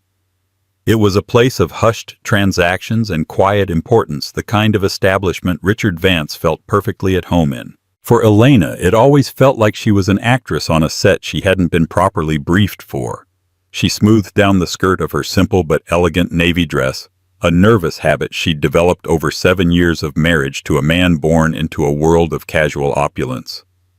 Their son Leo, a boisterous 5-year-old with Richard's dark hair and her bright, curious eyes was starting to squirm. "Mommy, can I have a lollipop? Mr. Henderson has a jar." "We'll see, sweetie," Elena murmured, tucking a stray curl behind his ear. "Let's just finish up with Daddy." Richard wasn't paying attention. He was scrolling through his phone, his thumb flicking impatiently across the screen. He hadn't wanted to come. "It's just opening a trust account for Leo's education, Elena. The advisors can handle it." But Elena had insisted. She believed in doing these things as a family, in creating small, shared traditions out of life's milestones, even the boring ones. She felt the glue that held them together, a bond more essential than the Vance family fortune. Lately, she'd felt that glue beginning to lose its hold. They were finally called to a polished mahogany desk where a kind-faced middle-aged clerk named Brenda was waiting. Her nameplate was positioned neatly beside a computer monitor. "Mr. and Mrs. Vance, I'm Brenda. So pleased to meet you," she said with a warm smile, her eyes crinkling. "And who is this handsome young man?" "I'm Leo," their son announced, puffing out his chest. Brenda chuckled. "Well, Leo, it's a pleasure. We're just setting up a little nest egg for you today." Richard gave a perfunctory nod, still more engaged with his phone than the human beings in front of him. Elena's smile felt brittle. She handled the initial pleasantries, her voice a soft counterpoint to the clacking of Brenda's keyboard. They went through the paperwork, a blizzard of numbers and legal jargon. Elena signed where indicated, her hand flowing in the practice script of Elena Vance. Finally, Brenda turned to a particular form. "All right, just a few final details. This is our family legacy package, which links all of your accounts and offers certain benefits. I just need to confirm the primary and secondary account holders. So Mr. Vance and Mrs. Vance," she gestured towards Elena, "as his wife and the mother of the child." Richard looked up from his phone, his expression one of mild annoyance, as if Brenda had asked a particularly stupid question. He let out a short, dismissive sound that was not quite a laugh. "Oh," he said, his voice carrying in the quiet bank. "She's not my wife." The words hung in the air, thick and poisonous. Elena's heart stopped. She stared at Richard, her mind refusing to process the statement. She could feel Brenda's professional smile falter, a flicker of confusion in her eyes. Leo, sensing the sudden sharp shift in the emotional atmosphere, looked from his father to his mother. Brenda, ever the professional, tried to recover. "Oh, I'm so sorry, I must have misunderstood the—" Richard cut her off, waving a dismissive hand towards Elena without even looking at her. The gesture was like one you'd use to point out a piece of furniture. "She's just the surrogate." Just. The surrogate. 7 words. 7 words that vaporized 7 years of marriage, a decade of shared life, the agony of infertility, the miracle of a successful IVF transfer, and 9 months of carrying their son under her own heart. Each word was a perfectly polished stone dropped into the placid pool of her life, and the ripples were devastating. Elena felt the blood drain from her face. The hushed whispers of the bank seemed to amplify into a roar in her ears. She wasn't Mrs. Vance. She wasn't a partner. She wasn't the woman he loved. She was a vessel, an incubator, a service provider, and he had just announced it to a complete stranger with the same casual air he might use to say, "She's just here to fix the air conditioning." Brenda's face was a mask of horrified pity. She looked at Elena, then at Richard, then down at the paperwork, her hands hovering uselessly over the keyboard. The space for wife's signature seemed to mock Elena from the page. "I see," Brenda stammered, her gaze fixed firmly on her monitor. Leo tugged on Elena's sleeve. "Mommy, what's a surrogate?" Elena couldn't breathe. She couldn't form a word. She looked at Richard, her eyes pleading with him to take it back, to laugh and say it was a bizarre, terrible joke.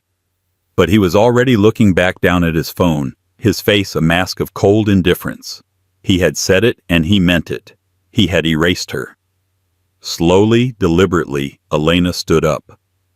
The movement felt heavy, as if she were wading through water. She took Leo's small hand in hers. Her own hand was ice cold. "Come on, Leo," she said, her voice a raw, shaky whisper. "We're leaving." She didn't look at Richard. She couldn't. If she looked at him, she knew she would either shatter into a million pieces or do something she would regret.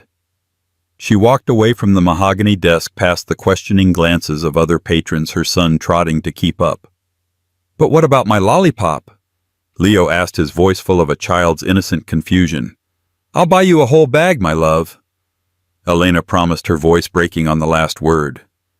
The automatic glass doors slid open and the humid city air hit her like a physical blow.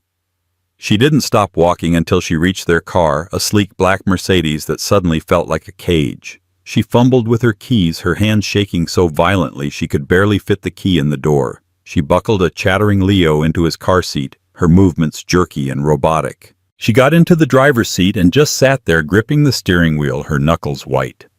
She stared at her reflection in the rearview mirror. A pale, hollow-eyed stranger stared back.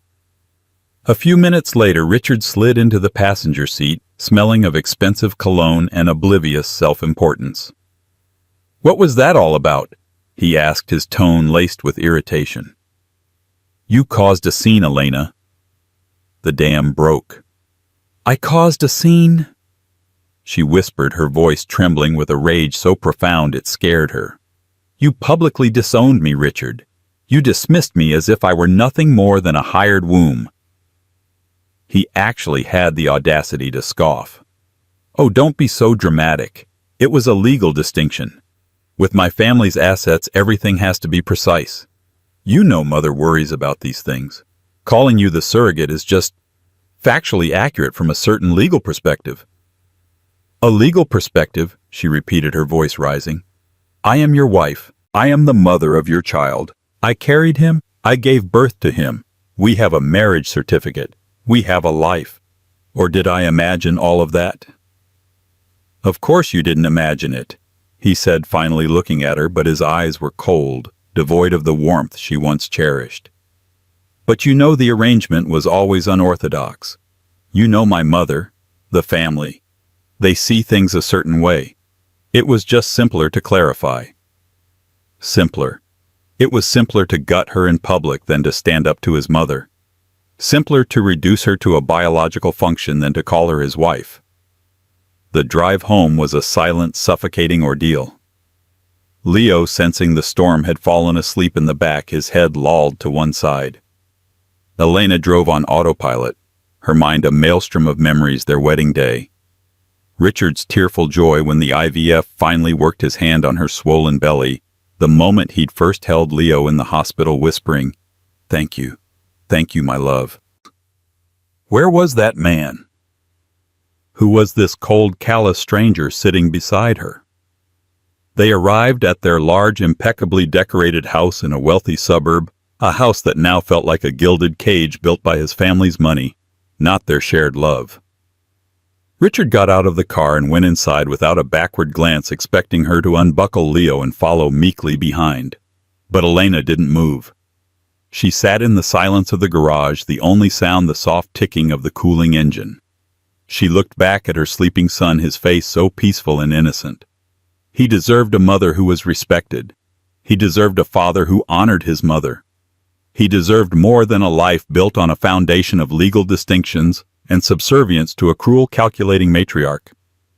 Richard thought his words in the bank were just a clarification, an insignificant detail. He was wrong. They were a declaration of war. And in that moment, sitting in the sterile silence of her garage, Elena knew something with absolute certainty. This was not a scene she was causing. This was the end of the play. That night, after Richard had gone to sleep in their master bedroom, assuming her silence was acceptance, Elena moved with a quiet, determined fury. She packed 3 suitcases, 1 for her, 2 for Leo. Clothes, toys, his favorite blanket, the worn copy of Goodnight Moon. She took her laptop, her personal documents, and the photo albums, the tangible proof of the life he had just denied. She drained half the funds from their joint checking account, the one she had access to, transferring it to her personal savings. At 2 a.m., she slipped into Leo's room. She gently woke him, whispering, "Hey, sleepyhead." We're going on a little adventure, just you and me." Leo, groggy and compliant, let her dress him and lead him downstairs. As she passed the closed door to the master bedroom, she paused. There was no anger left, just a vast, cold emptiness. He hadn't just lost a wife tonight. He had lost the respect, the love, and the life they had built. She buckled Leo into the car, his suitcases tucked beside him. As she pulled out of the driveway, she didn't look back. She was driving away from the house, from the Vance name, from the man who called her a surrogate. She was driving toward an uncertain future, but for the first time in a very long time, she felt like more than just Mrs. Vance. She felt like Elena, and she had her son. That was all that mattered.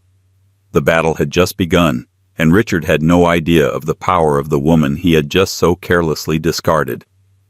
The headlights of Elena's car cut through the pre-dawn gloom, illuminating the quiet tree-lined street where Chloe lived. Chloe's small, charming bungalow, with its overflowing flower boxes and brightly painted door, was more than just a house. It was Elena's sanctuary. Chloe had been her best friend since college, her maid of honor, her confidant through the brutal years of fertility treatments, and the first person after Richard to hold Leo.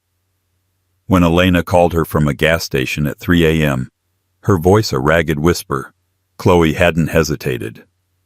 "Don't say another word. I have the spare key under the ceramic frog. The guest room is ready. Just get here." Now, as Elena carried a sleeping Leo from the car, the front door swung open.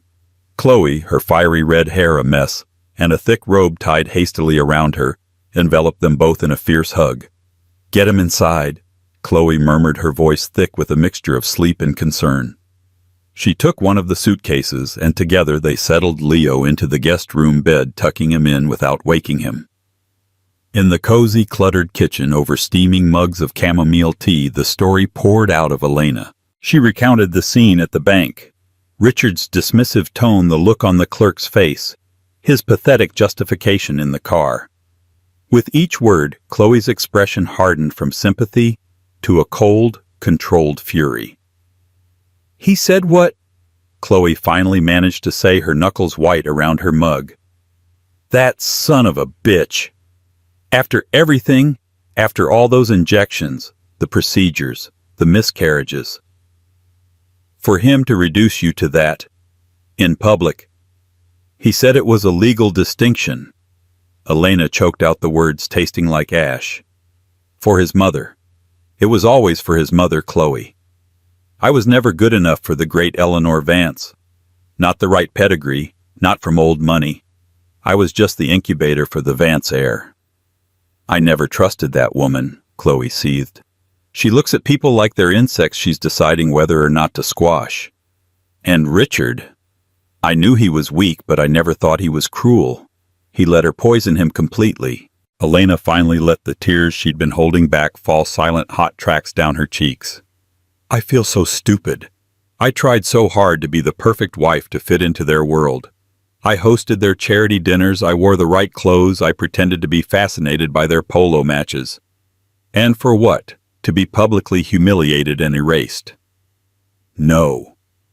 Chloe said, her voice firm as she reached across the table and grabbed Elena's hand. "You stop that right now. You are not stupid. You are a loving, wonderful woman who tried to make a life with a spineless coward. This is not on you. This is on him. So what's the plan?" The question hung in the air. "Plan," Elena echoed weakly. "I don't have a plan.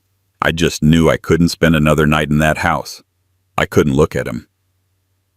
"Good," Chloe said, her tone shifting into strategic mode. "That's the first step. You and Leo stay here as long as you need. My house is your fortress. Tomorrow we make some calls. First you need a lawyer. Not just any lawyer. A shark. A dragon. Someone who will make Richard and his mother regret the day they were born." The first call from Richard came at 7:05 a.m. Elena's phone buzzed angrily on the kitchen counter. She stared at it, her heart pounding. "Don't," Chloe advised. "Let it go to voicemail.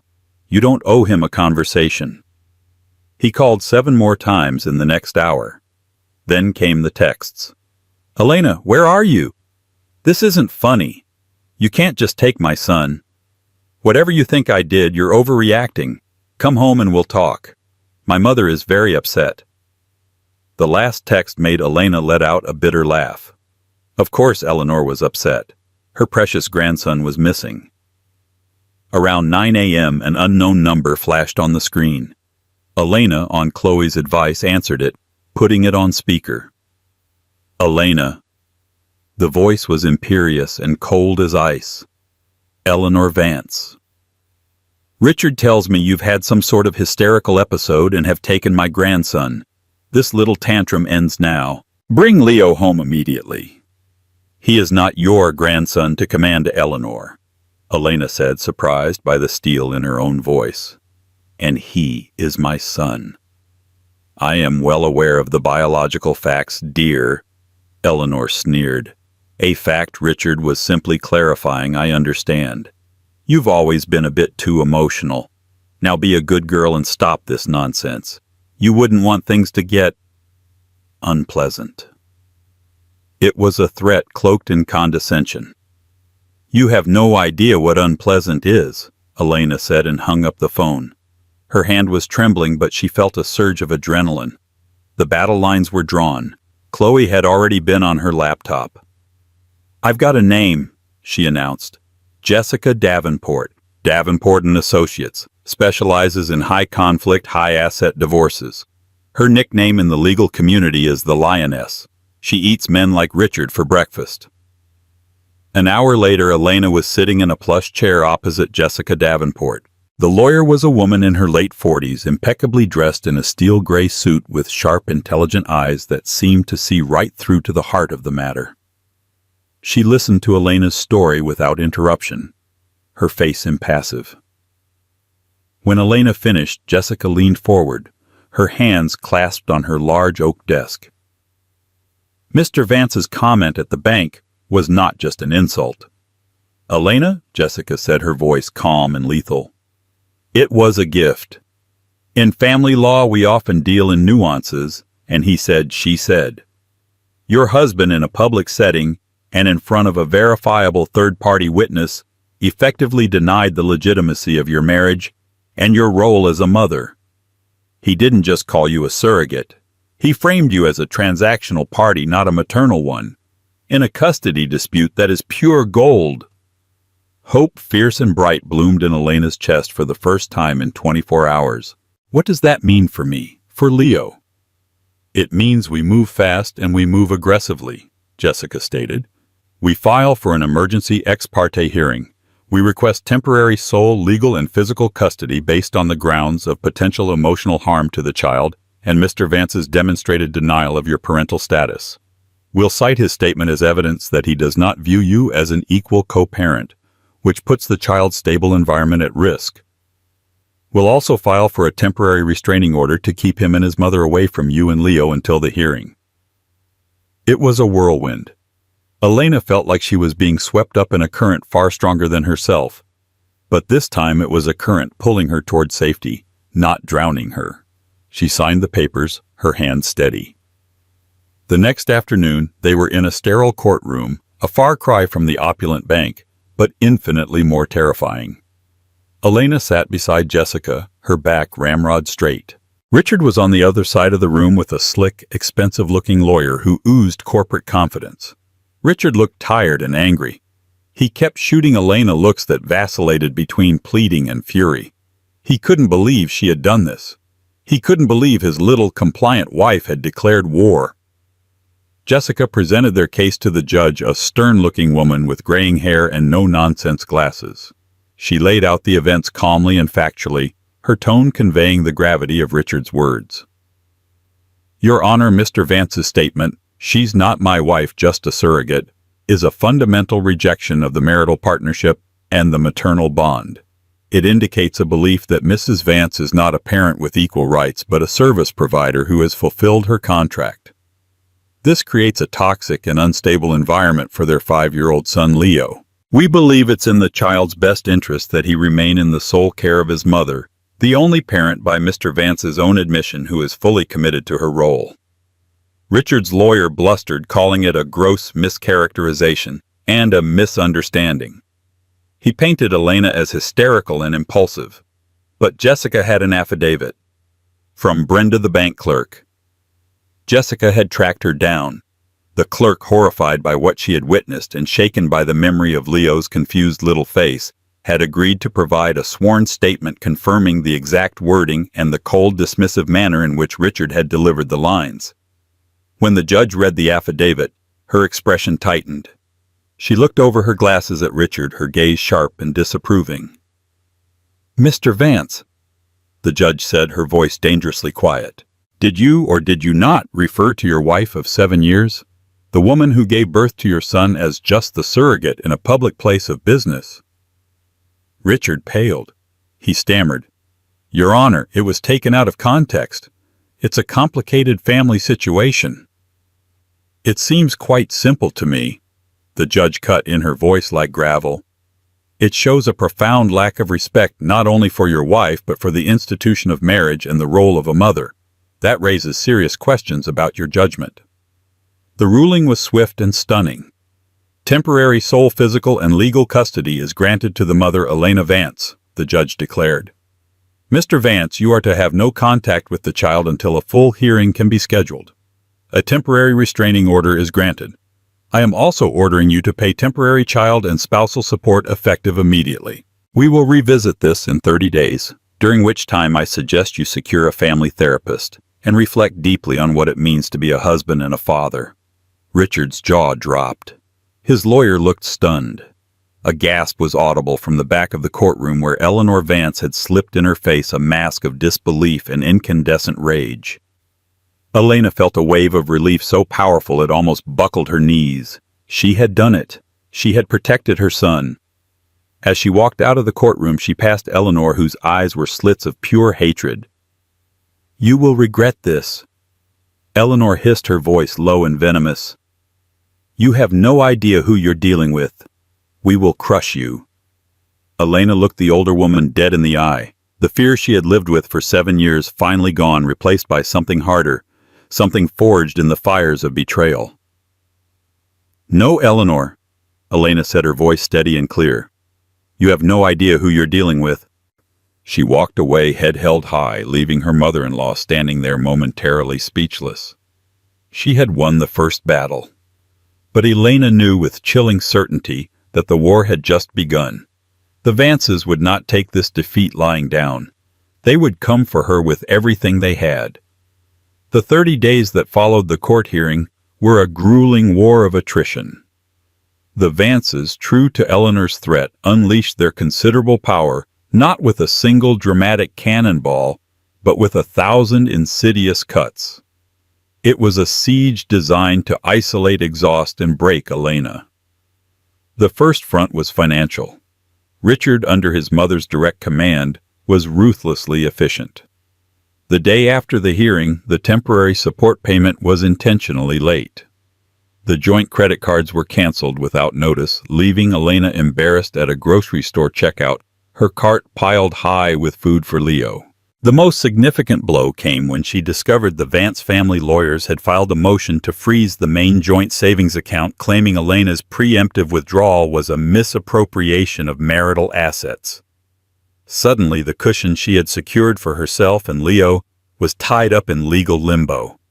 "They're trying to starve you out," Jessica Davenport said during an urgent phone call.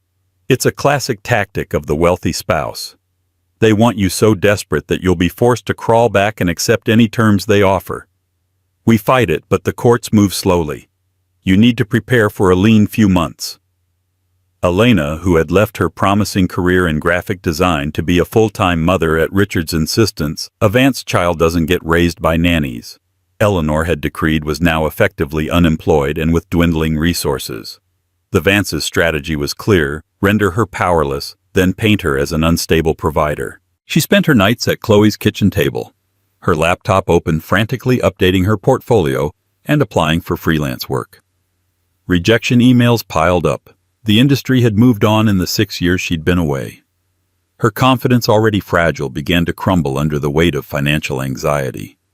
There were days she ate only toast so that Leo could have his chicken nuggets and fresh fruit. The second front was social. The Vance family matriarch Eleanor was a master of the whispered word and the poisoned well. Suddenly, Elena found herself ostracized from the circle of mothers and school acquaintances she had cultivated. Invitations to playdates dried up. Polite smiles were replaced with averted eyes and hurried conversations that stopped abruptly when she approached. One afternoon, a mother she'd considered a friend, a woman named Sarah, approached her nervously in the park. "Elena," she started, wringing her hands. "I'm so sorry, but I don't think Leo can come to Oliver's birthday party on Saturday." "Oh, is everything okay?" Elena asked, a knot forming in her stomach. Sarah couldn't meet her eyes. "It's just—" "Eleanor Vance is a major benefactor for the hospital my husband works for. She made a call. She told people you were unstable, that you were prone to dramatic, erratic behavior, and that you'd kidnapped Leo. She implied you were after the Vance money." The words were a physical blow. They weren't just trying to take her son. They were trying to annihilate her character, to rewrite history so that she was the villain of her own story. "That's not true, Sarah," Elena said, her voice shaking. "You know me." "I know," Sarah whispered, looking miserable. "But I can't risk my husband's career. I'm so sorry." She scurried away, leaving Elena standing alone by the swing set, feeling more isolated than ever. Through it all, Leo was her anchor. He was too young to understand the legal or financial complexities, but he was exquisitely sensitive to the emotional undercurrents. He had more nightmares. He clung to her, asking for Daddy. In quiet moments, his brow furrowed with a confusion that broke Elena's heart. She created a bubble of determined cheerfulness for him. They had picnics on the living room floor, built magnificent Lego castles, and spent hours at the public library. She poured all the love and energy she had into ensuring his world felt safe and stable, even as hers was crumbling. It was in these moments that she found her resolve. Every time Leo laughed, every time he wrapped his small arms around her neck and whispered, "I love you, Mommy," it was a reminder of what she was fighting for. Meanwhile, Richard's attempts at contact were sporadic and unsettling. They were never his own. They were clearly scripted by his mother and their lawyers. He'd send stilted emails, not asking how she was, but demanding an inventory of household items. One evening, a package arrived by courier.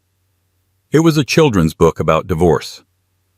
Inside, a note in Richard's handwriting read, "Maybe this will help you explain to Leo why you've broken our family apart." The cruelty of it was breathtaking. He wasn't a participant in the conflict. In his mind, he was a victim of her overreaction. But the siege intended to weaken her was having an unintended effect. It was forging Elena into something new. The fear was burning away, leaving behind a core of pure, unadulterated steel. The humiliation was hardening into resolve. One night, unable to sleep, she was sorting through a box of old documents she'd taken from the house, looking for anything that might help her case. Tucked away in a folder labeled IVF, she found something she had forgotten about. It was a legal document, a draft from early in their fertility journey, drawn up by the Vance family's primary lawyer. Her blood ran cold as she read it. It wasn't a standard IVF consent form. It was a co-parenting and surrogacy agreement. A very specific, very brutal one. It stipulated that in the event of a successful pregnancy where Elena carried the child, she would be recognized as the gestational carrier. It laid out terms for relinquishing certain parental rights to Richard in the event of a separation, giving him sole decision-making power over the child's education, upbringing, and inheritance. It even contained a clause that in the event of Richard's death, primary custody would transfer not to Elena, but to his parents Harrison and Eleanor Vance. She remembered the day Richard had presented it to her. They were in their beautiful sunlit kitchen. He'd been casual about it. "It's just a formality, darling. Mother's lawyers are just being thorough. You know how they are. Just sign it so we can move forward." Elena, even the younger, more pliable version of herself, had been horrified. "This is insane, Richard. This document makes me sound like a broodmare. It strips me of my rights as a mother." They had their first real fight that day. He'd accused her of not trusting him, of being difficult. She had refused to sign. She had torn it up in front of him, telling him they would proceed as husband and wife or not at all. Overwhelmed by his desire for a child, he had eventually relented, and they had moved forward with the standard clinic paperwork which listed them both as intended parents. She had thought that was the end of it, that she had won. Now looking at this draft, she realized she hadn't won. She had only postponed the battle. This document was the blueprint for their entire worldview. In their minds, she was a surrogate one who had simply refused to sign the paperwork. Richard's comment in the bank wasn't a slip of the tongue. It was the articulation of a long-held, deeply ingrained belief. She immediately called Jessica. "I've found something," she said, her voice tense with excitement. "I think I found their playbook." Jessica's reaction was electric. "Elena, this is phenomenal. This isn't just a draft. It's a smoking gun. It demonstrates premeditation. It proves that their attempts to recharacterize you as a surrogate are not a recent fabrication in response to your leaving, but a long-standing strategy. This completely corroborates our narrative. They won't see it coming." A new twist emerged a week before the next hearing. Jessica received a call from an unknown number. It was Brenda, the bank clerk. She sounded terrified. "They found me," Brenda whispered into the phone. "A lawyer for the Vance family. He came to my house. He was very intimidating. He told me my memory of the event must be mistaken. He said Mr. Vance was under a lot of stress, and that I must have misunderstood a complex legal discussion. He suggested that it would be in my best interest to amend my affidavit, or perhaps not testify at all." "Did he threaten you, Brenda?" Jessica asked calmly. "He said that people in high places have long memories and that accusations can damage a person's career. It wasn't direct, but I knew what he meant. I have a mortgage. I have kids in college. I'm scared." "You have every right to be," Jessica soothed. "But what he did is called witness tampering, and it is a serious crime. Brenda, your testimony is crucial. It's the one piece of this puzzle that isn't from someone in the family. You are the impartial observer." There was a long pause on the other end of the line. Elena, who was in Jessica's office for a strategy meeting, held her breath. "That poor woman," Brenda finally said, her voice filled with a surprising strength. "And her little boy." He asked his mom what a surrogate was. No kid should have to ask that. "I'll testify. I'm not going to let them bully me into letting them destroy that family." The pieces were falling into place. The Vances, in their arrogance, were overplaying their hand. Their attempts to intimidate and control had provided Elena and Jessica with the very weapons they needed. The night before the hearing, Elena tucked Leo into his bed in Chloe's guest room. "Mommy," he asked drowsily, "are we going to go home soon?" Elena smoothed his hair back from his forehead, her heart aching. "We are home, my love," she said softly.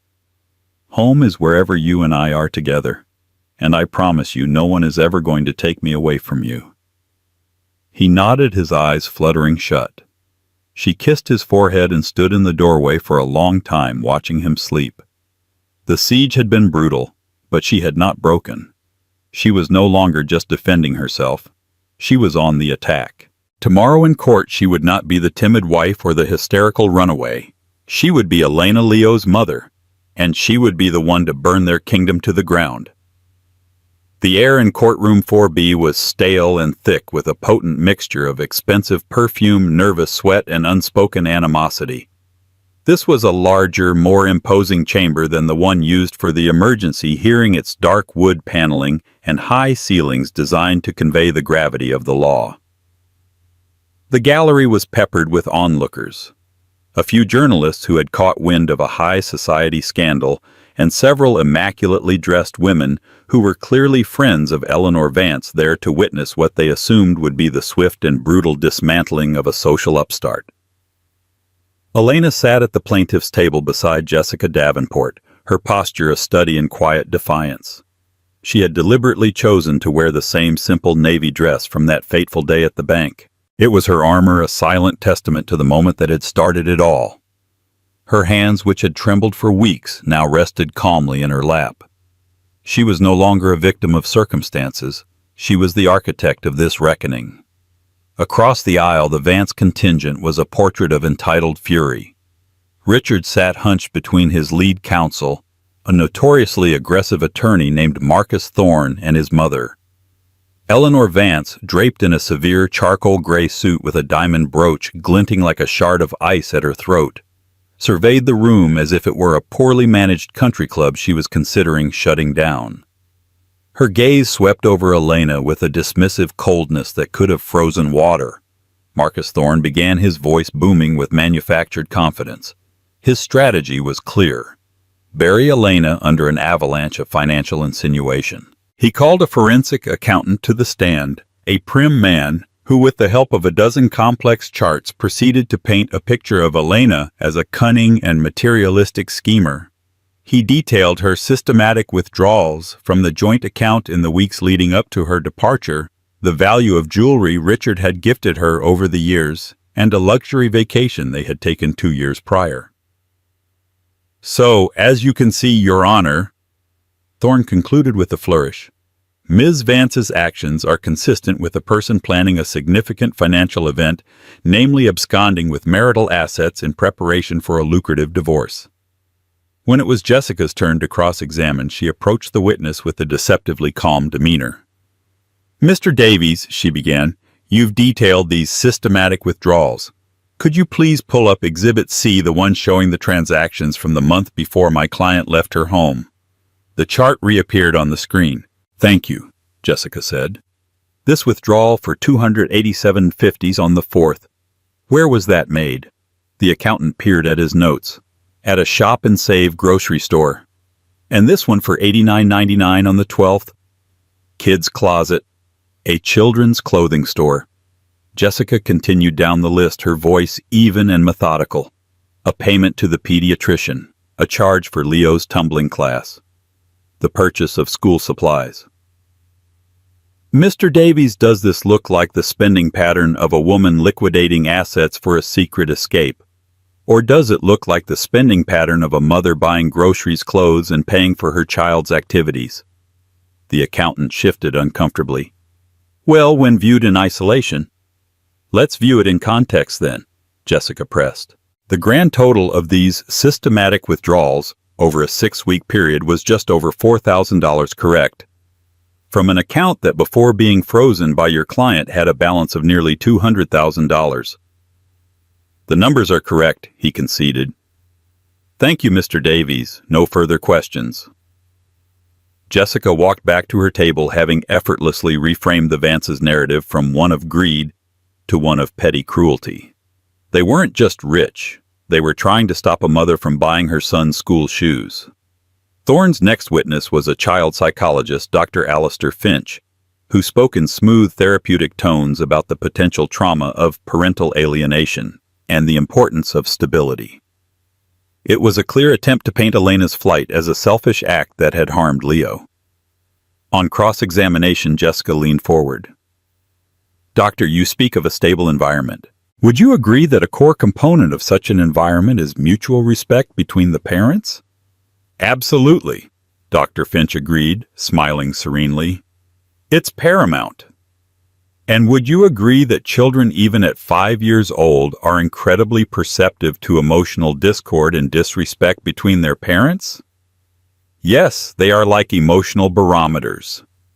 "So," Jessica's voice sharpened slightly, "if a child were to witness his father publicly deny that his mother is his wife and instead label her as just a surrogate, a term the child wouldn't even understand, what kind of impact might that have on the child's sense of stability and security?" Dr. Finch's professional smile faltered. "That would be highly confusing and distressing for a child. It would undermine the very foundation of the family unit in the child's mind." "It would in fact be a profound act of disrespect, wouldn't you say? One that would cause significant emotional harm?" "Objection," Thorne called out. "Counsel is leading the witness." "Sustained. Rephrase, Ms. Davenport," the judge instructed, though she was watching the exchange with keen interest. "Certainly, Your Honor." Jessica said. Dr. Finch, would such a statement made by a father about a mother in front of their child be considered conducive to a healthy, respectful, and stable environment? The doctor cleared his throat. No, it would be the opposite. Thank you, doctor. The very opposite. The momentum had shifted palpably. It was now Jessica's turn to present her case. Her first call was Brenda Peters, the bank clerk. Brenda walked to the stand, her hands clasped tightly in front of her, a woman of ordinary life thrust into a high-stakes drama. Yet when she spoke, her voice was clear and steady. She recounted the events of that day, her testimony, a damningly simple recitation of the facts. Thorne attempted to dismantle her on cross-examination. Ms. Peters, you attend to dozens of clients a day. You deal with complex financial matters. Isn't it possible that you simply misheard Mr. Vance? That his words were taken out of context? Brenda looked not at Thorne, but directly at the judge. Your Honor, I have worked in customer-facing roles for my entire adult life. I know when someone is talking about finances, and I know when someone is being deliberately cruel. Mr. Vance wasn't looking at a document. He waved his hand at Mrs. Vance, at Elena, as if she were an object, and he said those words. They were meant to diminish her. There was no other context. Thorne, frustrated, tried a different tack. You have a personal bias, don't you? You felt sorry for Ms. Vance, and so your memory has been colored by emotion. Brenda took a deep breath. I felt sorry for her, yes. But that's not what this is about. I'm here because last Tuesday a man from your law firm, a Mr. Jennings, came to my home. He sat in my living room and told me that the Vance family were important people, and that it would be a shame if a misunderstanding were to negatively impact my career. He suggested I might want to revise my affidavit to state I couldn't clearly recall the conversation. He called it finding a more accurate memory. A collective gasp went through the courtroom. Jessica rose slowly. Your Honor, I believe what Ms. Peters is describing is witness tampering. The judge's face was thunderous. She fixed her gaze on Marcus Thorne, who looked as if he'd been struck. Mr. Thorne, she said, her voice dangerously low, is a Mr. Jennings an associate at your firm? Thorne's face was ashen. He is a junior associate, Your Honor. I was not aware of his actions. It was a feeble defense, and everyone in the room knew it. The Vance's credibility was not just damaged, it was incinerated. Next, Jessica called the dragon into her own lair. The plaintiff calls Eleanor Vance. Eleanor strode to the stand, her composure a mask of granite, but Jessica could see the fury simmering just beneath the surface. Mrs. Vance. Jessica started, her tone even. You heard Dr. Finch's testimony about the importance of parental respect. Do you respect Elena as the mother of your grandson? I respect her role. Eleanor answered, the distinction deliberate and sharp. Just her role, not the person. Her role is what is relevant to my grandson. Jessica held up the plastic sleeve document. Your Honor, I am entering into evidence Plaintiff's Exhibit 14. It is a draft agreement your lawyers prepared for Elena to sign before she underwent IVF.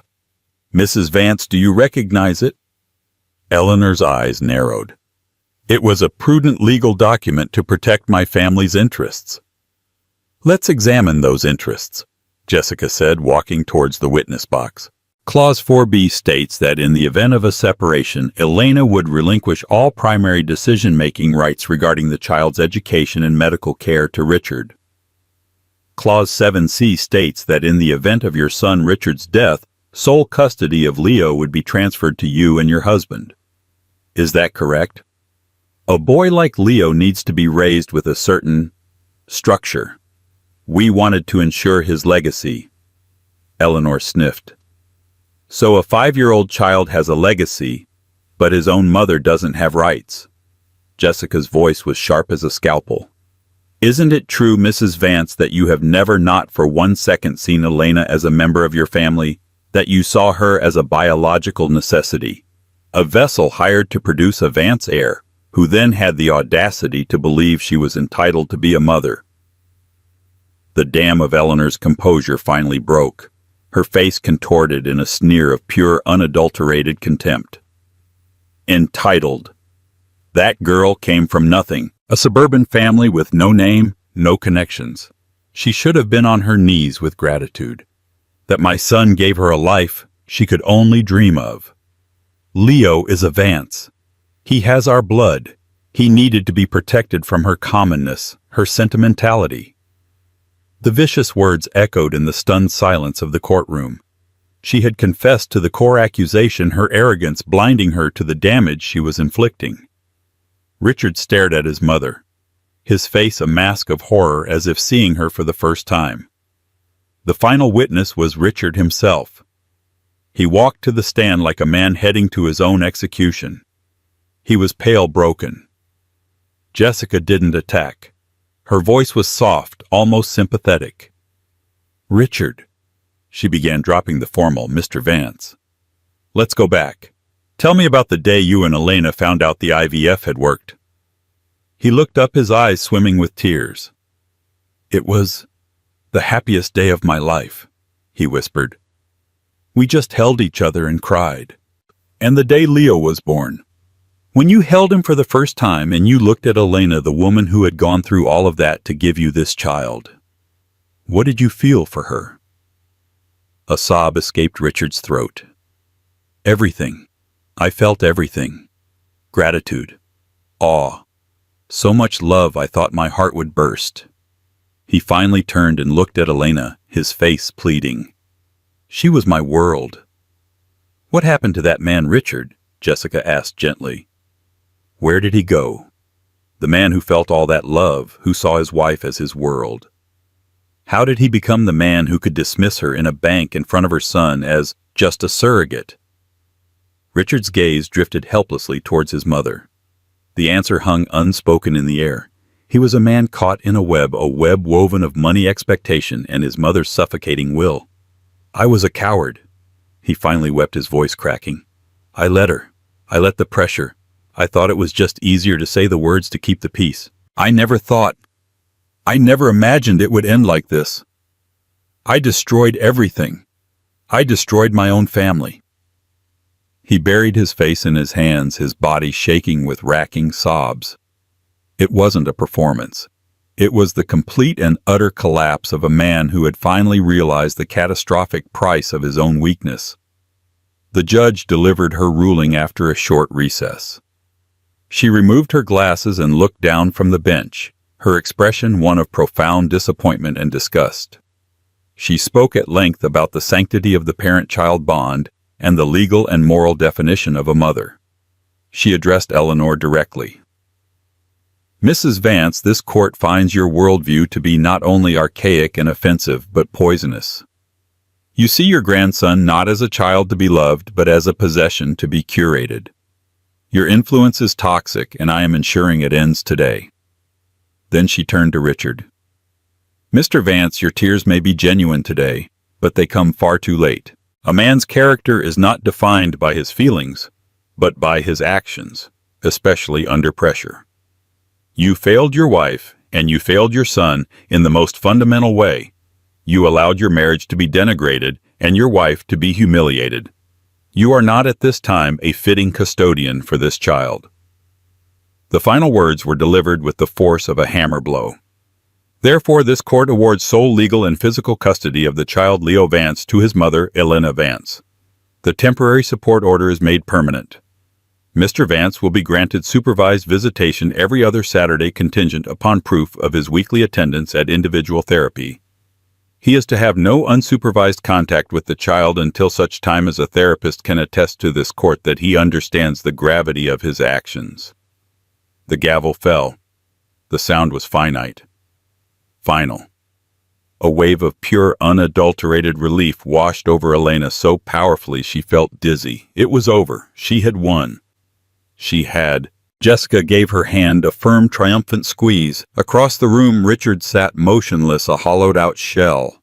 Eleanor, however, rose to her feet, her face contorted with a rage so pure it was terrifying. She shot Elena a look that promised a lifetime of enmity, then turned and swept out of the courtroom a queen dethroned, leaving her broken son behind. Months later, the oppressive gray of the courtroom had been replaced by the warm, buttery yellow Elena had painted the walls of her new two-bedroom apartment. Life was smaller, but infinitely brighter. She had found a job at a vibrant marketing firm, and while the pay was less, the satisfaction of earning her own way was immeasurable. Leo was thriving, his nightmares gone, replaced by the easy laughter of a child who feels secure. One evening, after tucking Leo into bed, Elena's phone buzzed. It was Richard. She hesitated, then answered. His voice was quiet, stripped of its old entitled cadence. "Elena, I've been going to therapy 3 times a week." He paused. "He's making me see things. The way I let my mother's voice become my own. The way I took you for granted. The way I saw your love as an obligation I was owed, not a gift I had to cherish." He took a shaky breath. "I know sorry is a useless word. It doesn't fix anything. But I am sorry, Elena. I'm sorry for the man I became. I'm sorry for not being the man you married." A year ago, his words might have sparked anger, or even a flicker of hope for reconciliation. Now they did neither. Elena felt a sense of calm closure. "I'm glad you're getting help, Richard," she said, her voice gentle but firm. "Do it for yourself, and do it so one day you can be the father Leo deserves." "Is there any chance for us?" he asked, his voice small. "The us you're thinking of is gone, Richard," she replied without malice. "I'm not Elena Vance anymore. I'm Elena Reyes, and I'm happy." She ended the call, looking around the small, peaceful living room that was all hers. She was not a surrogate. She was not a possession. She was not defined by a man's weakness or a family's arrogance. She was a mother, a creator, a survivor. She had walked through fire and emerged not burned, but forged. And in the quiet of her new life, she was for the first time truly, completely free. Elena's story is a powerful testament to the fact that our worth is not defined by how others see us, but by how we fight for ourselves. A thoughtless, cruel comment was the catalyst. But it was Elena's strength that turned a moment of public humiliation into a declaration of independence. She teaches us that true family isn't about bloodlines or bank accounts, but about love, respect, and the courage to protect that love against all odds. Her battle wasn't just for custody, it was for her soul, and in winning she reclaimed not only her son, but her own identity. If Elena's story of resilience and a mother's fierce love moved you, please give this video a thumbs up to show your support. Share it with someone who needs a reminder of their own strength. And don't forget to subscribe to our channel for more real-life dramas that explore the depths of the human heart. What would you have done in Elena's shoes? Let us know in the comments below.